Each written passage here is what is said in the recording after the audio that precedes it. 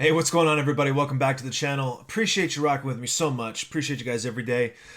Before I jump into this video, I want to put a disclaimer on this. If you watch my channel for unboxings, to see cool stuff, to see collectibles and toys and comics and all that kind of stuff, you're going to want to fast forward to probably the last 5 or 10 minutes of this video. I love you guys. I appreciate you guys. I totally understand if you just want to see the stuff and bounce. No worries, all right? But you're definitely going to want to fast forward, because before we get to that, there's a little bit of a story behind how we got to the stuff that I want to show you guys. I want to share with you guys today. A couple of months ago, I had mentioned that I was checking out the Mercari selling app. I'm actually seeing their ads on Hulu now all the time. Mercari, the selling app. Hold on a second. Swig of coffee for the working man. I got to stop filming these videos before the sun comes up, I'm telling you. And at the time, what I talked about was that I love Mercari. The app is incredible. We're going to get into that in a second. But one of the things that I was sort of feeling, I guess, or noticing, is that I wasn't getting any traction. Hadn't sold anything. And at the time, like, I couldn't go to the post office fast enough from all the stuff that we were selling on eBay. This was fairly early on in our little adventure here. So, all of those high-end pops, the high-end comics, the high-end toys, all that stuff that was really going early on, it was flying out the door on eBay. It wasn't getting a look on Mercari. At the time, I was on eBay, OfferUp, LetGo, Mercari. I think there was even another one. Facebook Marketplace. To this day, I've never sold anything on OfferUp, LetGo, or Facebook Marketplace. And I think in the case of those particular platforms, it's such a scrolling feed of stuff. I mean, you'll see people, they're like reposting their shit. It's like Craigslist, posting it, every couple of hours or day or whatever, to keep it at the top of the thing. And there's not like a robust search. But I really liked the Mercari app. I'm going to talk about eBay for a second, and the eBay app specifically. Some of you may not be old enough to really know, but eBay is like Web 1.0. eBay was an OG, triple OG on the internet and in e-commerce. And so their app is very clunky. It's good enough.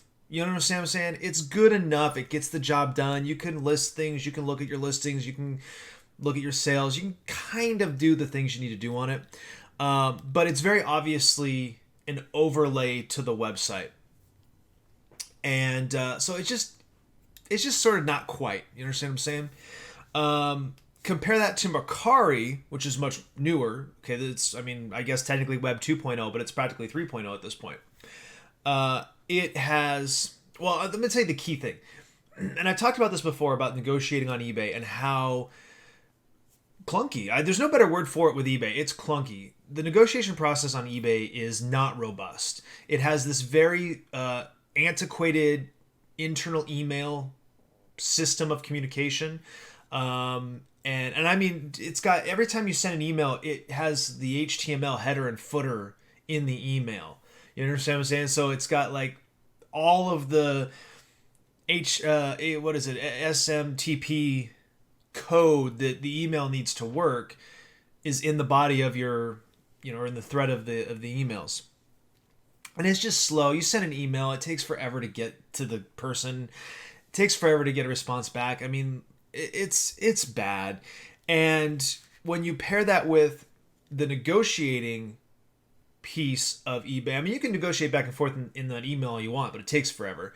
The make an offer and then decline or counter offer system in eBay is really like one and done. So you can make an offer and you can counter offer. And technically you can counter offer back and forth all you want, but you can't have a conversation within those offers. The offers live outside the email. And you know what I'm saying? So compare that to Mercari, which has a instant messenger, which, I say that as if, it's modern, it's new, but we had instant messaging, practically from the beginning, right? There's no excuse for eBay to do this email system. The offers all live in the instant message thread. So when you're talking to somebody and there's an offer, the offer pops up like they sent you, a GIF, basically, to compare it to, say, texting or messaging. And you can just have this back and forth in this dialogue. You have a real negotiation. So it's just a much more robust platform. On top of that, eBay, again, and this is really a fault of eBay being a legacy internet platform, right? So you have to figure it was venture capital funded, blew up.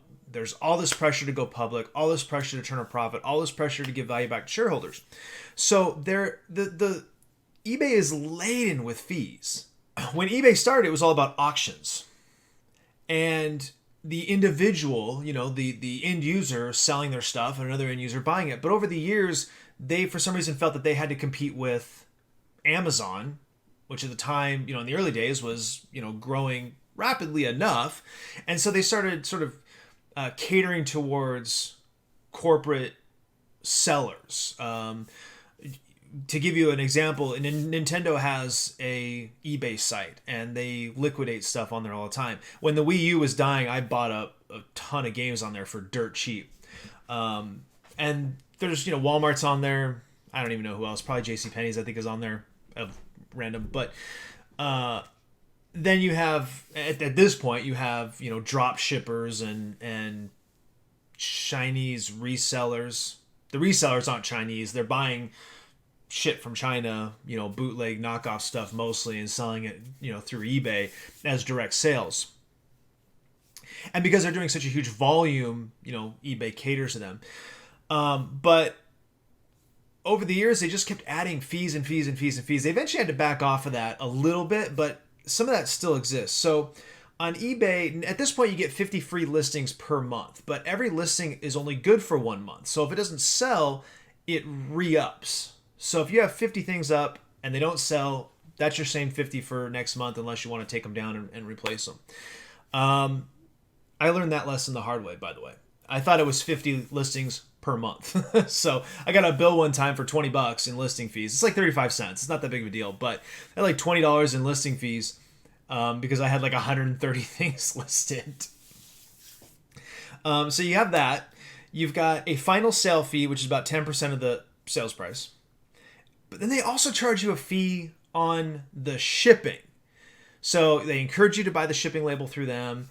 And they give you a deal. I mean, you do come out a little bit ahead in the end, but because they have a bulk corporate account with USPS, so they're able to buy postage for less than full retail, and they sell it to you at a discount. But then they charge you a fee on top of that.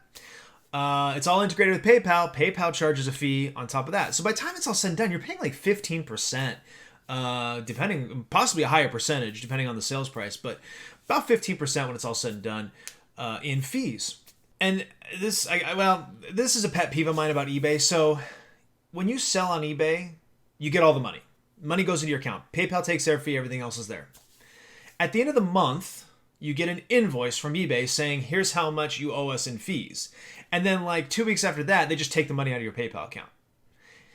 Instead of just taking it from the sale price and giving you the balance as if they don't know what the fees are going to be. And God, for all I know, maybe they don't. Maybe there's some sort of sliding fee scale that I'm not even big enough to have any knowledge or not that I couldn't get the information, but I just haven't experienced it, so I don't know. It's clunky. I don't know how else to describe it. Compare it to Mercari. No listing fees that I've run into, at least. There is the 10% final value fee. No fees on shipping. Mercari's internal shipping is less robust as eBay. Basically on eBay, if it's UPS, FedEx, or USPS, FedEx, and UPS, any of their sort of shipping products you can use. And most of them you get a discount on. Mercari's sort of limited to like tiers, regardless of size. So as an example, if I sell something on Mercari, I can't use the flat rate envelopes if I charge for shipping because Mercari doesn't have that capacity. I have to purchase that separately. But for the most part, you just have to use a different box, basically, is what it comes down to. You just can't use the post office's free boxes that they give for flat rate. The other thing with Mercari, let me wrap this up because I kind of went a little all over the place with eBay. But so with Mercari, like I said, you only have the single fee. I have some notes here. I have made sure I made notes to try to keep myself on track. It's not working. The negotiation piece is much more natural and robust because you have that instant message. You can talk back and forth. Everything lives inside that message window. So it's very easy to keep those dialogues going. I've had numerous dialogues at this point with people, both as a buyer and a seller, where we weren't quite there on price, but I think I've told you guys I'm a big fan of bundling. Buy a bunch of things and do a deal, a discount, bulk discount basically, and you're able to do that because you have that instant communication. You can really have a dialogue with somebody, and also just have a more natural conversation because you're just essentially texting, and it I think opens up a lot more customer service, I guess, personableness. It just feels more intimate, for lack of a better word.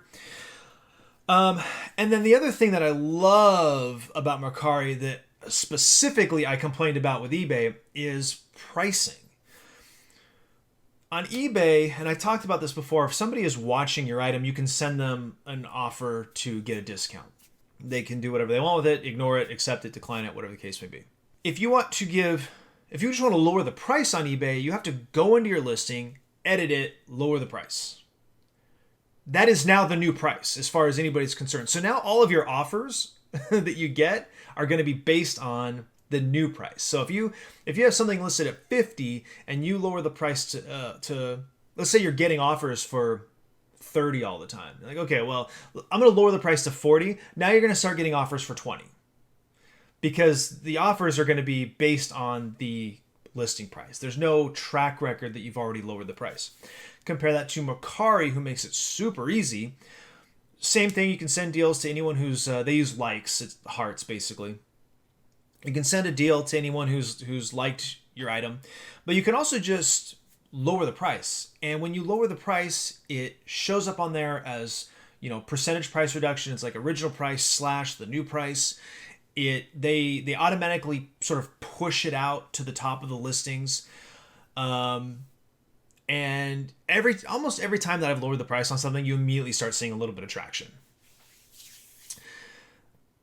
The other thing with Mercari compared to those other platforms that aren't eBay, the OfferUp, Letgo, Facebook Marketplace, is it's a little more eBay-like in the sense that while I'm sure you can probably just search in real time, and seeing what people are listing in real time, it's more search oriented. So, when you list something on OfferUp, it asks you like really basic questions about what it is you're selling, but there's not like a directory system, like collectibles / action figures / superheroes / era / company, DC or Marvel. Things like that. And then even if it's like Superman, Batman, Spider-Man, it's / character family, they call it. And Mercari has a very similar thing, so that when people are searching, they can really find your shit. Doesn't really exist on OfferUp, Letgo, or Facebook Marketplace. It's just like, bleh, up against the wall. Mercari, it's a fantastic app. It has all of the things that eBay has that are good, and it also fixes some of the things that eBay has that are broken. The problem that I ran into in Mercari was that I wasn't selling anything. Didn't know why. Kind of just figured, I guess, all of these other platforms, OfferUp and Letgo, they're a little more geared towards local, big stuff, furniture, tools, that kind of stuff that you have to do in person and pick up that you can't ship, that kind of thing. So I kind of understood that. Facebook Marketplace, same thing. A lot of cars, a lot of vehicles. Hold on a second. Swig of coffee for the guy who talks too damn much.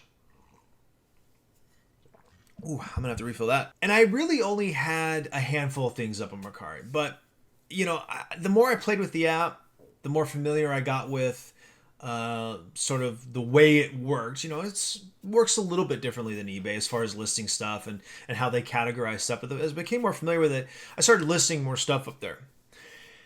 I started making sales. Not much, couple here and there. Certainly not compared to eBay. eBay's still, I mean, historically, eBay is probably 50 to 1, but even right now, where I'm selling on both platforms fairly equally, it's still probably 5 or 10 to 1 in favor of eBay. But anyway, so I made my first sale on Mercari. Let's get sort of towards the point here. Made my first sale on Mercari. A little bit different. They don't use PayPal. Mercari is a self-contained ecosystem. So the way it works is that Mercari takes the money from the buyer. If the buyer's paid for shipping, Mercari sends you their shipping label. I don't know, I haven't tested this, but I want to say that the only way you can charge the buyer for shipping is if you use Mercari's shipping labels. That might be wrong, but I'll explain why. Mercari holds the money in escrow. They send you the shipping label, you have not paid a dime at this point. Buyer's paid everything, Mercari's holding the money. You package it up, you ship it, the buyer receives it. They have 3 days to give you a rating. You have 3 days to give them a rating, and then Mercari releases your money. Whereas on eBay, the money goes directly into your PayPal account. You have it today. If you have any selling record with eBay, there's no hold on the funds. Same with PayPal. As long as you don't have any issues and as long as you have a track record, there's no hold, there's no problems. You get it immediately. Mercari, you have to wait until this sort of transaction is complete. But the point is that from the day of sale, if you figure at best it's 3 days for them to get it, on the long side, you're already looking at 10 days before you have your money. It's not really going to take 10 days, probably more like 4 or 5, but potentially 10 days to get your money. And now your money is in your Mercari account. To get your money out of Mercari, you have 2 options. You can do an InstaPay, which if I remember correctly is limited to like $500. I want to say a year, but that doesn't sound right, so maybe it's a month. And it costs $2 every transaction that you do. The other option is to do a direct deposit that takes 5 business days. Not super direct, right? And maybe after you do the first one, maybe it's faster after that. Like maybe it's like when you set a direct deposit with your employer, sometimes you get a paper check for a pay cycle or 2 while it gets sort of verified. But the money sits there sort of in your account on Mercari. And how many times, somebody should do a count of how many times I've said Mercari in this video. They sort of encourage you to spend the money. They're sort of like, hey, you got this money, let's go shopping, kind of thing. So I was like, at this moment in time, I think I had like $60 in my first sale. I had one sale on Mercari. I had like $60 in the account. I'm like, I don't know. Let's take a look. Let's see what's out there. Let's see what Mercari as a buyer really looks like. Between the Spider-Man booth boxes and the Superior boxes and some of the YouTube videos I've been watching lately, I've really taken a renewed interest in graded comic books. When I was a kid, the idea of a graded comic book was like unattainable. It was this holy grail because the books that were graded were, high-end Superman. You'd see Amazing Fantasy, which is Spider-Man. Amazing Fantasy 15, which is the origin of Spider-Man. You'd see that, going for thousands of dollars. And keep in mind, this was in the 90s. Everything was inflated, And seeing all these YouTube videos, I'm like, God, they're throwing around these graded comics like they're going out of style. I'm shaking my camera on you guys. Sorry about that. How can they afford to do that? You know what I'm saying? So I was like, I'm just going to look. Let's see what's on there. Guys, I'm finding graded comics that are like $20, $30, $40, $50. Keep in mind, it costs at least $30 to get it graded by CGC. That doesn't include the cost of getting it to them. That's just their base grading fee. And if you need anything else or if there's anything weird about it, it could be more. Okay? So a graded book should always be worth $30. Obviously, it's only worth what the demand is, but theoretically, that should be the baseline. I'm seeing all these books for $50. So I start kind of window shopping, and I start liking all these graded books. It's in my price range. I have $60. Not trying to go over. Not trying to spend a bunch of money. I'm just sort of trying to get my money out one way or another. And I'm thinking to myself, hey, I'll get some graded books.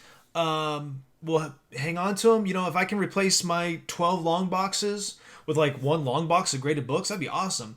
Plus, you know, they make frames for them. They, you know, you put them up on the wall. I can decorate my office in here. My gears started going. I'm like, this would be fun. This would be a fun thing to collect. I'm kind of over pops for the most part.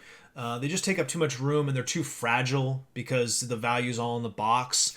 My comic books are my comic books, you know. So I'm like, you know, I'm always going to be a collector. I can't help it.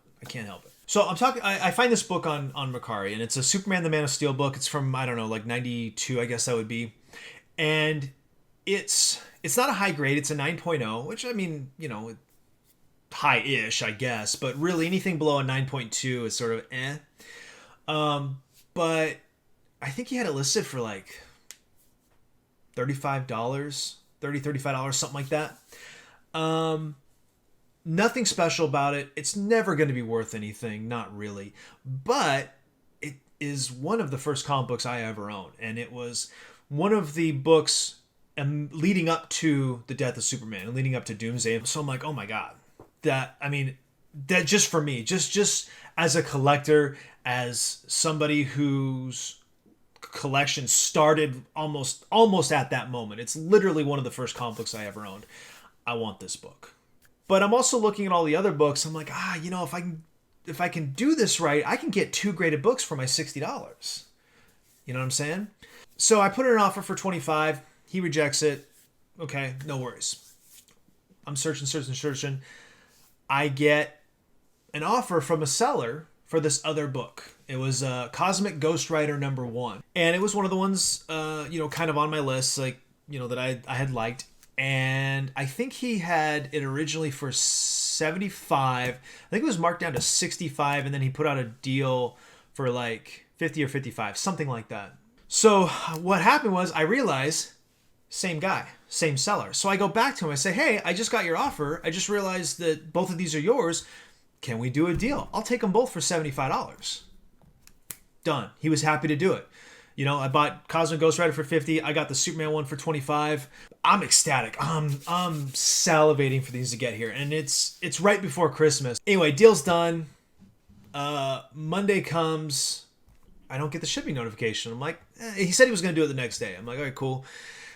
You know, listen, you know, it's right before Christmas. I'm not that mad about it. I figure he just got hung up. Tuesday comes and goes, and I still don't get the shipping notification. I'm like, I'm going to let it slide, you know, because the deal is too good to pass up, and it's Christmas, and I'm just like, whatever. I don't really care. I'm not like in a hurry to get it. You know what I'm saying? Late Christmas Eve, first I get a message from Mercari that all my money's been refunded. And I'm like, oh my God, what has happened? And I'm thinking to myself, he got like another offer or something. But I get this message from him that he was packaging them up and he dropped them and the cases cracked. The CGC cases cracked on both of them. Oh my God, I was heartbroken for myself, obviously, because I was so excited to get them. Heartbroken for him because not only did he lose the sale, but now he sort of lost the product too. He would have to send it back to CGC and get it regraded. The Ghost Rider one might be worth it because it was a 9.8, but that Superman book's not worth it at all. I don't think. He might feel differently. So, yeah. So, it really sucked. But now I've got money again. And then I made another sale and another sale. So, what I got for you today, I've been talking for a half hour. It'll be shorter once I edit it, but I'm talking for a half hour, and we're just now getting to the stuff. But I bought some graded comics. I'm going to share them with you. Basically, my plan is, you know, if Mercari blows up and I'm selling just a ton of stuff on there, I'll have to withdraw the money. It won't make sense otherwise. But if I'm selling like 1-2 things at a time, like 1 or 2 things a month, I'm just going to shop for graded comics. And I'm basically speculating. What I'm doing is I'm buying newer books that have really high grades that I'm hoping in the future go up in value. But even if they don't, I'm happy to own them. These are things that I'm happy to have for myself. I'm also thinking, this is sort of a new idea. I kind of threw it out there when we did the unboxing, but I'm getting really serious about it now. I think a lot of those Spider-Man booth, like Superior Box books, those really high-end books that I got out of those boxes, I think I might send them in and get them graded, and because they're not selling. I guess I should update that. I haven't sold, I don't think, anything out of those 2 boxes we've gotten so far. We have 2 more coming at some point. I don't know at this point. Yeah, I don't think I've sold any of those books yet, and I've got them priced to move, let me tell you. So I'm thinking maybe I'll pull them down and ship them off to CGC and just get them graded and just keep them, because they're, covers on some of those books, you guys seen them. The covers on those are gorgeous. All right, let me without further ado. If you're fast forwarding, this is where you're supposed to stop and watch. This is actually the second one. I just got this one yesterday, and it was quite the undertaking because my post office decided not to deliver it. It was supposed to be here last Thursday. Didn't deliver it. Supposed to be here Friday. They said the road was blocked, so they couldn't deliver it. They delivered my mail. My mailbox is like 100 feet from my driveway, so I don't know what they mean the road is blocked. But and it certainly wasn't blocked when I left or when I got home. But anyway, I had to go. Like, I walked into the post office at 5:01 last night. I'm like, where's my package? Because they didn't deliver it Saturday. They didn't deliver it Monday. It's now Tuesday morning, I guess. We'll do the math on that. Anyway, here we go. Ready? Bam. You know, let me actually... Oh, it's tape shut. I'm going to leave it in. Never mind. So this is The Batman Who Laughs. This is the Jock cover, exclusive Jock variant cover edition. I don't have any idea who Jock is. I know that it's a really dark cover. That's why you can't see it too well. Plus the plastic's glaring. But he is very popular, seemingly. His popularity is going up, at least lately. I'm noticing, him all over. 9.8 grade on it. That's basically mint. I've seen 9.9s, but actually I'm not even sure how this is a 9.8. I can see where the corners dinged, but that might have happened after they put it in. The reality, it doesn't really matter. Once it's in here, once it's 9.8, it's 9.8. It doesn't really matter after that, as long as the case is in good shape. So very pleased about that. I think I paid $50 for this. Keep in mind, $30 just to get it graded. This cover, yeah, I probably paid full price in the sense that it was probably $20. Arguably, maybe you could have found it for less than that and then shipped it off and got it graded. But by the time you're done, it's way more than that. Didn't pay shipping, free shipping to me. Very, very happy about that one. Very, very excited. I think I paid $50 for it. 50 or 55 after tax and everything. Bubble wrap. I just got this all... You can't really see. Actually, I still got to clear this area down here again because I've been just throwing stuff down there. But I had boxes everywhere. I finally got them put away. I ended up just breaking them down instead of leaving them, sort of put together. I broke them all down. I'll just retape them when I need them. All right, next one. This book... Hang on. Arm's stuck. This book... There's nothing particularly special about this one, except that I have it. I have the raw book of this. I really enjoyed this series. And I think I paid like $30 for this. So, I'm not mad at all. Again, this guy's got his card in here. Hold on a second. Let me get this out of here. Again, 9.8. This is... Oh, you know what? This one's not taped. We'll just take it out. Batman and Robin, #1 from the New 52. Peter Tomasi, I hope I'm pronouncing that correctly, is the writer. I'm a fan of his. There's some schmutz back here I need to get off, get some goog on. I'm a fan of his writing. He did a bunch of Batman books around this time, and I was reading all of them. In fact, I was taking pictures of some more of my books to get listed, some stuff that's sort of been just pending, waiting for me to kind of get caught up. And in 2011, when this book came out, holy crap, my weekly comic book bill had to be $50. I must have been spending just ridiculous. Yeah, so in 2011, man, I was buying everything. So I have this book, and that's basically why I got it. Plus, again, cheap, $30, 9.8. 20 years from now, who knows? Maybe it'll be something. But anyway, there you go. There they are. Let's see if I can get them both in the frame. There we go. Now you can see them both. There we go. There we go. There we go. It's really hard to do because it's reversed for me. So anyway, that's it. Really long-winded story about my Mercari adventure. I love the platform. It's so much fun. I probably spend more time on Mercari trying to sell stuff than eBay, just because you can proactively try to sell stuff.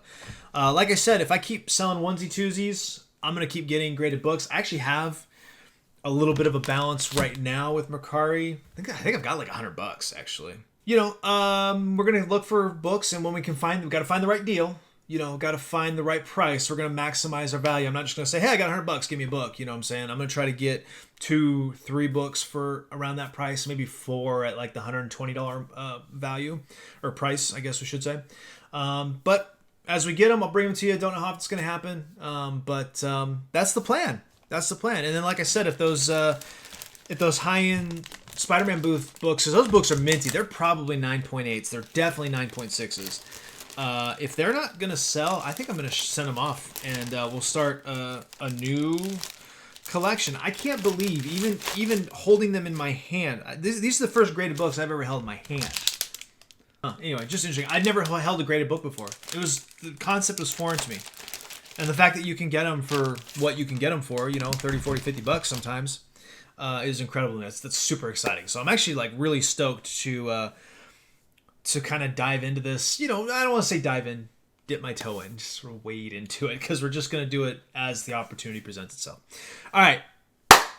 Long ass video for 2 quick comics. I appreciate you guys. I love you guys. Let me know down in the comments. I don't know, stuff. That's just something you're supposed to say as a YouTuber. Appreciate you guys, and we'll see you next time.